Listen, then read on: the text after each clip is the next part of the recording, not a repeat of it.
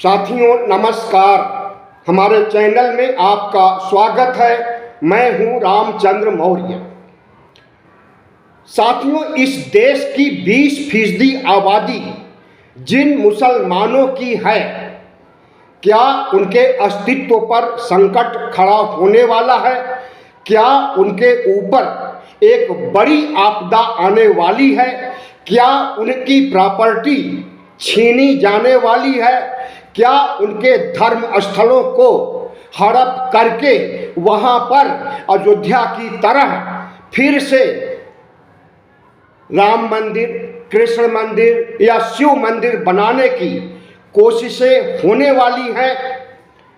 क्या NCAA NRC के तहत मुसलमानों को इस देश से खदेड़ दिया जाएगा? मुस्लिम देशों में पाकिस्तान, बांग्लादेश, अफगानिस्तान, सऊदी अरब उन्हें भेज दिया जाएगा और वहाँ के हिंदुओं को थोक के भाव में भारत बुला करके भारत को हिंदू राष्ट्र बनाया जाएगा।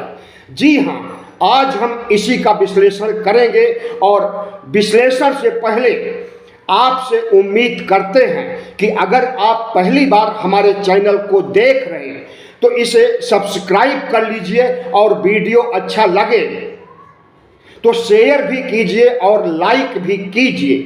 इससे हमें बड़ी ताकत मिलेगी। साथियों, वीडियो बनाते समय इस समय 5 बजे हैं और इस समय संसद की लोकसभा में वक्फ बोर्ड पर बहस चल रही है।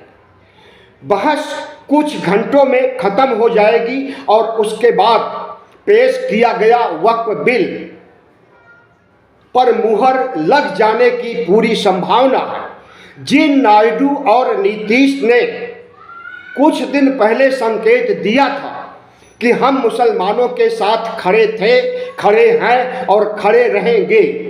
ज़्यादा उम्मीद है कि वह प्रधानमंत्री नरेंद्र मोदी और मोहन भागवत की हाँ में हाँ मिलाते हुए वक्फ बोर्ड को हरी झंडी दिखा देंगे और वक्फ बोर्ड संशोधन के बाद पूरे देश में वक्फ बोर्ड पर कब्जा हिंदू पंथियों का हो जाएगा, उस जिले के कलेक्टर का हो जाएगा और वक्फ बोर्ड में हिंदुओं को प्रवेश करा के वक्फ बोर्ड की संपत्तियों को RSS के नाम, BJP के नाम, कट्टर हिंदू संगठनों के नाम कर दिया जाएगा। जी हाँ, इसकी पूरी संभावना है और इसी दिशा में यह देश जा रहा है। लेकिन आज हम चर्चा वक्फ बोर्ड पर नहीं करेंगे। उससे बड़ी एक आसन्न संकट की घड़ी सामने दिखाई दे रही है जब RSS ने खुल करके सामने आकर के कहा कि अयोध्या की तरह काशी और मथुरा में भी मस्जिदों को ढहाया जाएगा और वहां पर शिव मंदिर और कृष्ण मंदिर का निर्माण किया जाएगा। याद कीजिए, लोकसभा चुनाव से पहले और लोकसभा चुनाव के बाद RSS प्रमुख मोहन भागवत ने कहा था कि हमारी मांग अयोध्या तक सीमित थी। अयोध्या में राम मंदिर बन गया। अयोध्या सहित पूरे देश में आज़ादी आ गई। 15 अगस्त 1947 को नहीं बल्कि 22 जनवरी 2024 को आज़ादी मिली है। अब हमें किसी और मंदिर की तरफ देखना, मस्जिद की तरफ देखना और मस्जिद को ढहाने, उसके नीचे शिवलिंग तलाशने, उसके नीचे शिवालय तलाशने की कोशिशें बंद कर देनी चाहिए।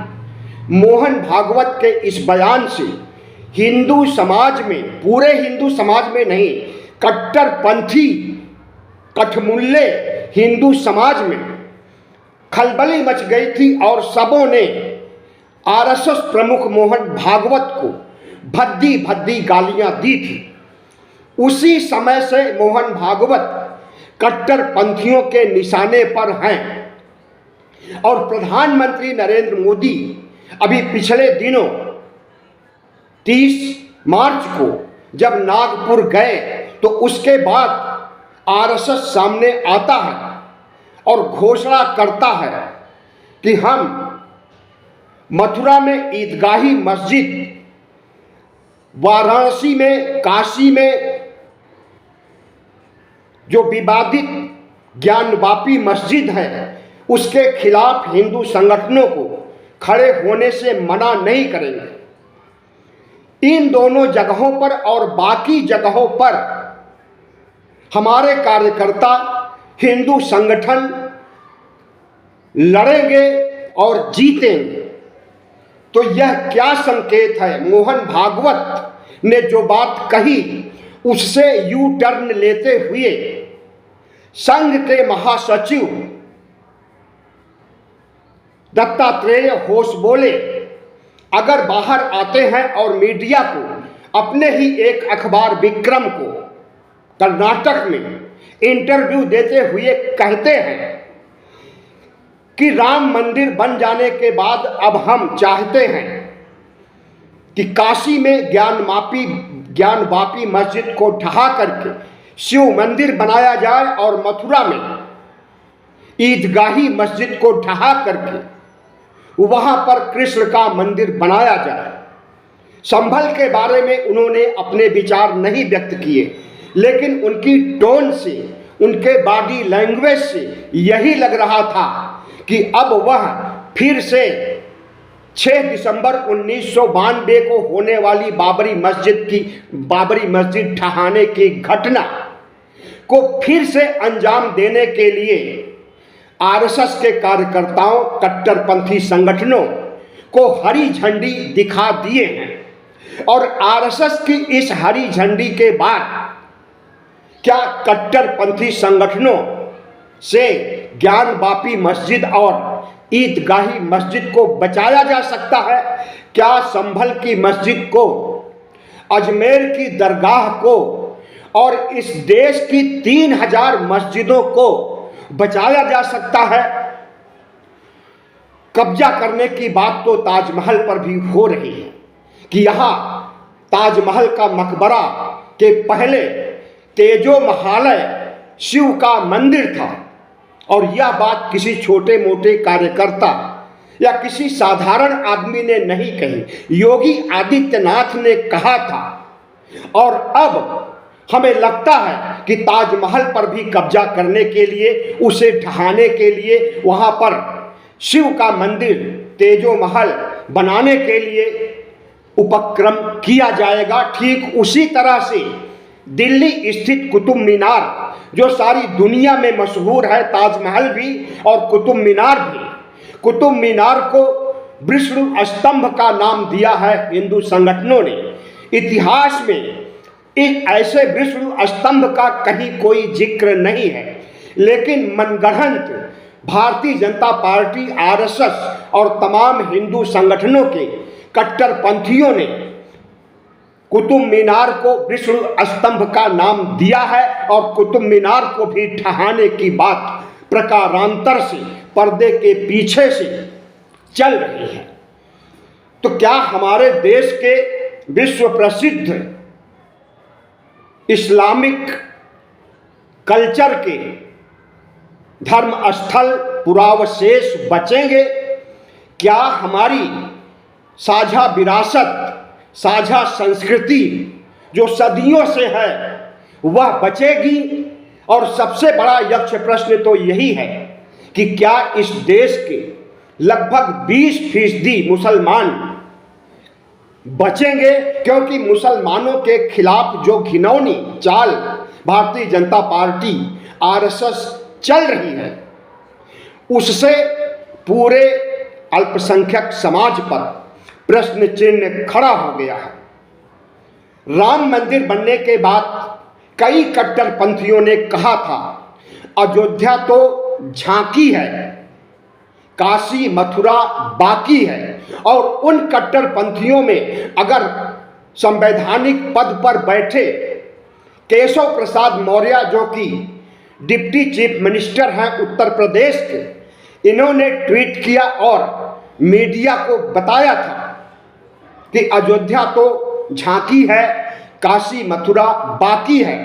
केशव प्रसाद की तरह तमाम सांप्रदायिक नेता सामने आकर के अयोध्या का राम मंदिर बनने के बाद से ही राग अलाप रहे हैं, चेतावनी दे रहे हैं, धमकी दे रहे हैं कि अब किसी भी मुस्लिम पुरावशेष धर्म स्थल को सुरक्षित नहीं रखा जा सकता है और उसके लिए भारत खोदो अभियान चलाया जा रहा है लोकसभा चुनाव के पहले से, और अभी भी चल रहा है और आगे भी चलेगा और तब तक चलेगा जब तक इस देश में एक भी मुसलमानों के अवशेष पुरावशेष धर्म स्थल बचेंगे तब तक चलता रहेगा।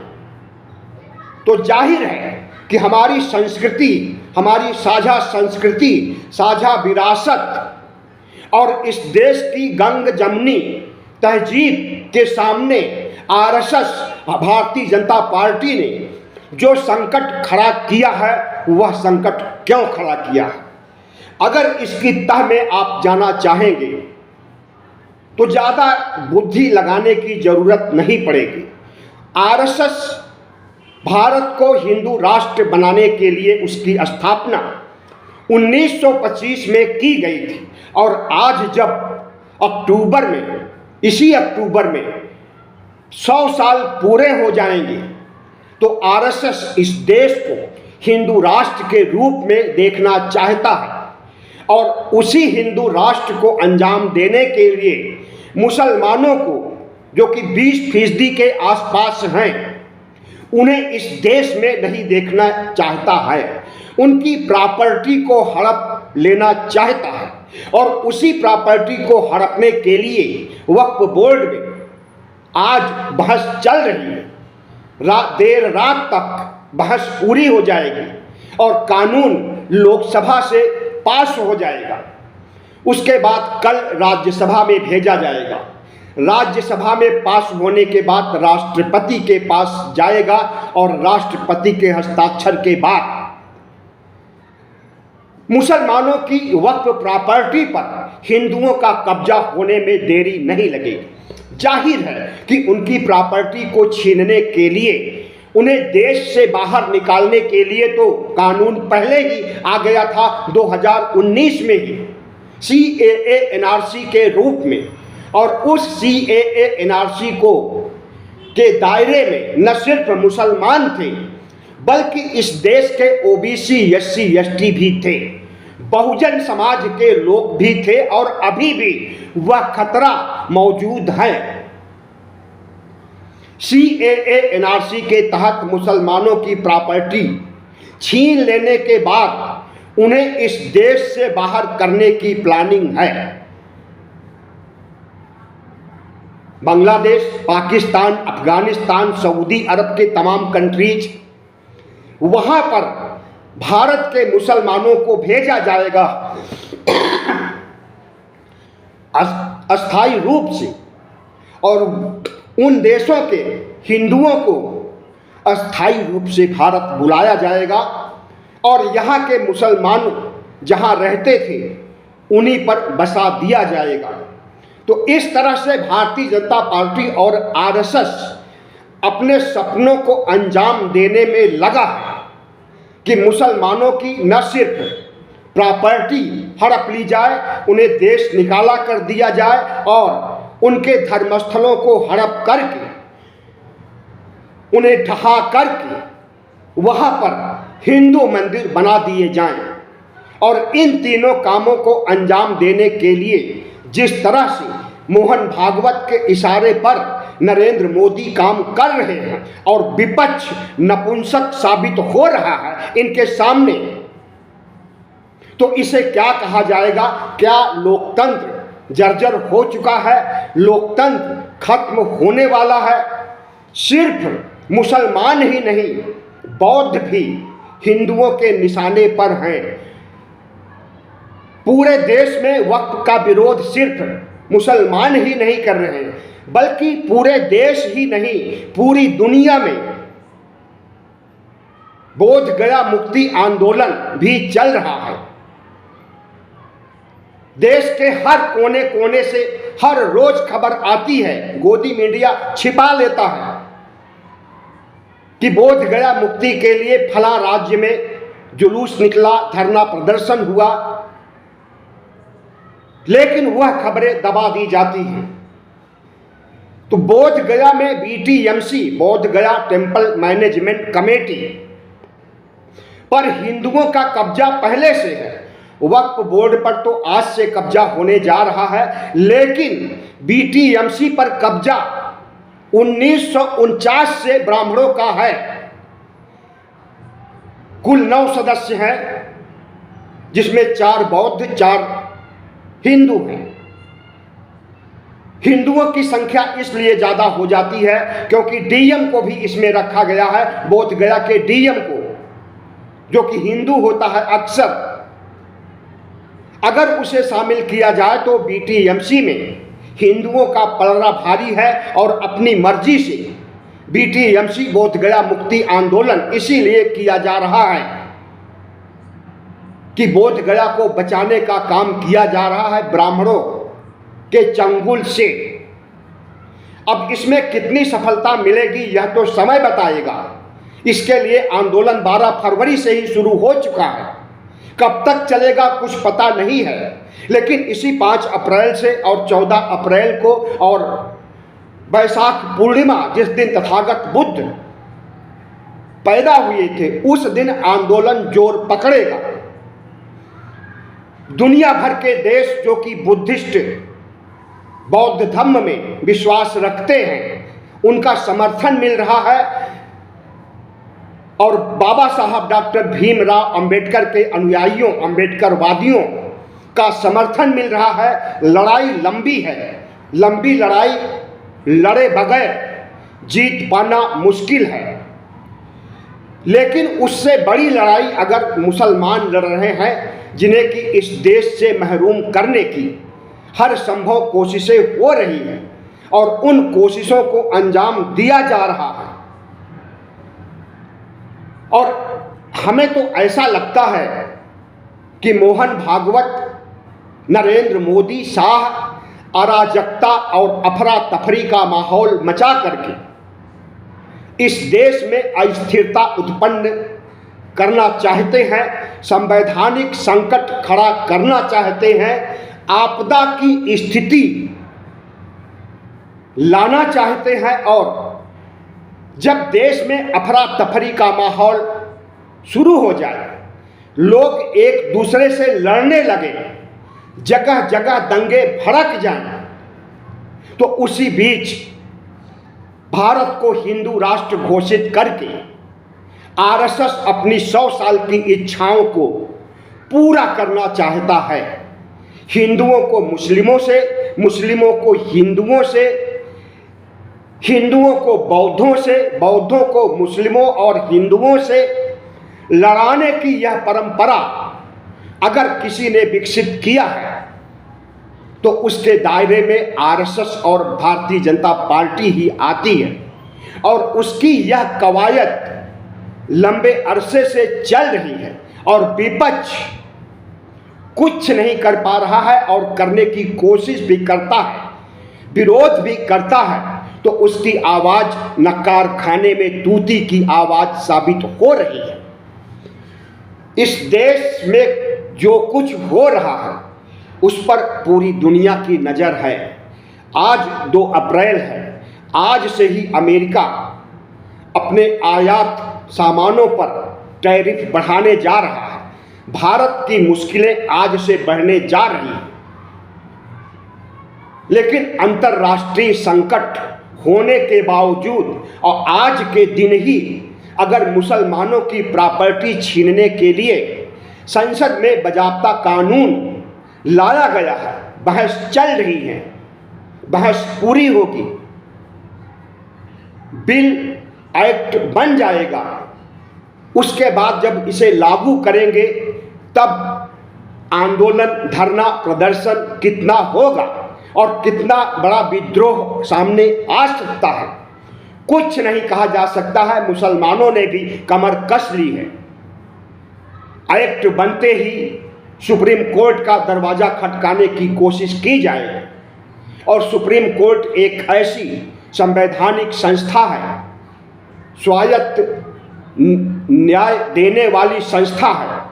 अगर मुसलमान अपनी बात को समझाने में कामयाब हो जाएंगे तो मुसलमानों को उम्मीद है कि इस एक्ट को ही रद्द कर देंगे। जिस तरह से पहले कई कानूनों को रद्द किया गया है और अभी हाल ताज में इलेक्टोरल कानून को, जो कि मोदी सरकार ने बनाया था कारपोरेट से पैसा उगाहने के लिए, जिस तरह से उसे ख़त्म किया था, मुसलमानों का कहना है कि हम उसी तरह से सुप्रीम कोर्ट जा करके वक्फ कानून को भी ख़त्म कराएंगे। लेकिन यह तो दूर की कौड़ी है, ऐसा होगा या नहीं, क्योंकि कभी कभी अदालतें भी नरेंद्र मोदी और भागवत के साथ जुगलबंदी करते हुए खड़ी हो जाती हैं।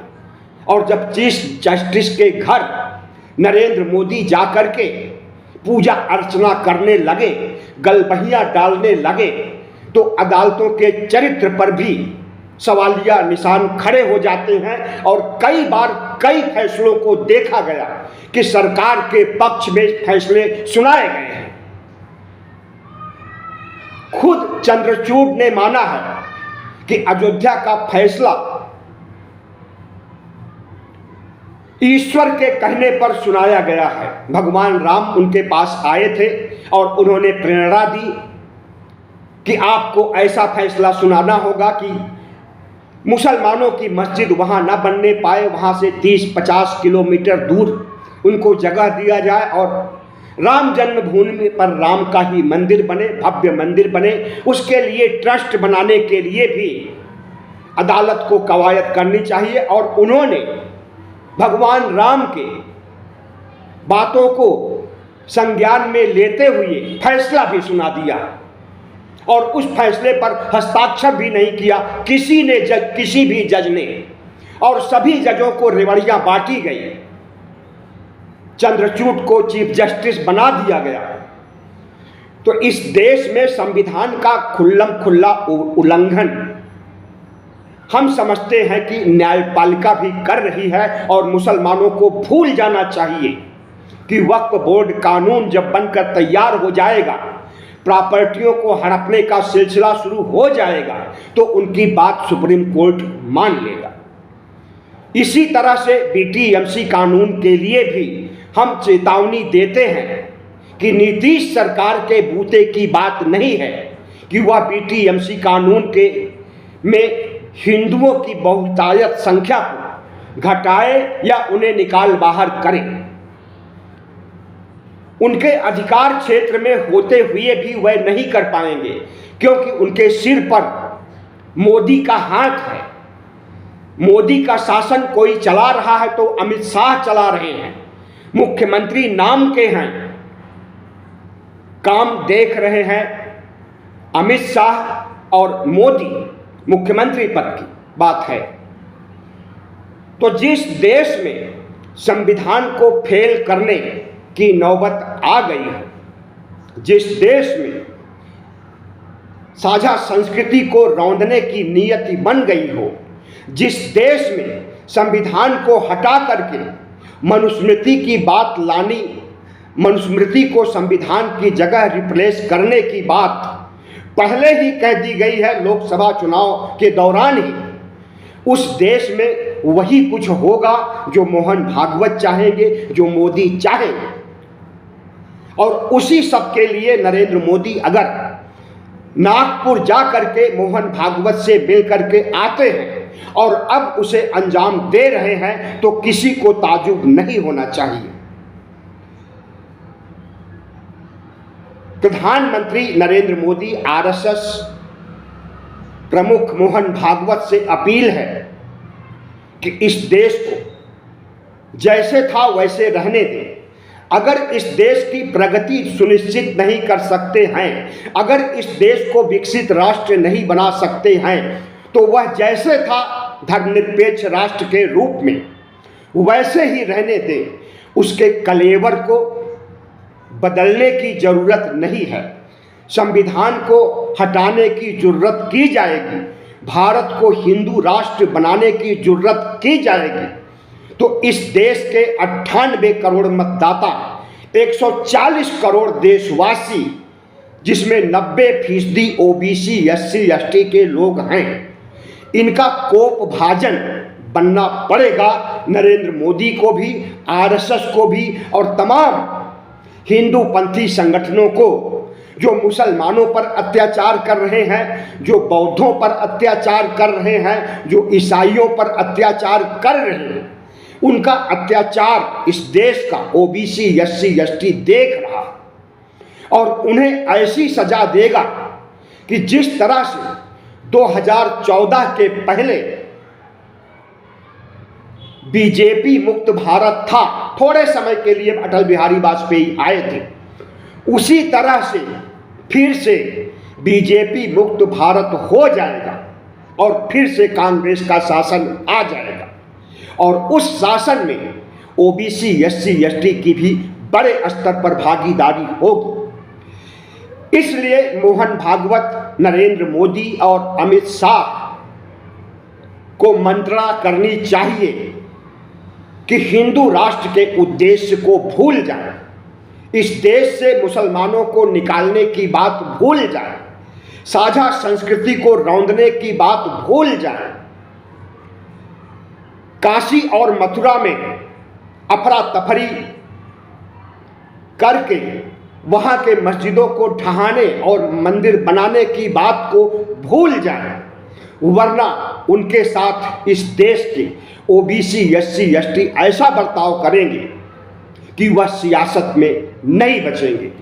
बहुत बहुत धन्यवाद। वीडियो अच्छा लगा हो तो ज़रूर सब्सक्राइब कीजिए, लाइक कीजिए और शेयर कीजिए। आप शेयर कीजिएगा तो जन जन तक यह वीडियो पहुंचेगा और लोक चेतना जगेगी। धन्यवाद।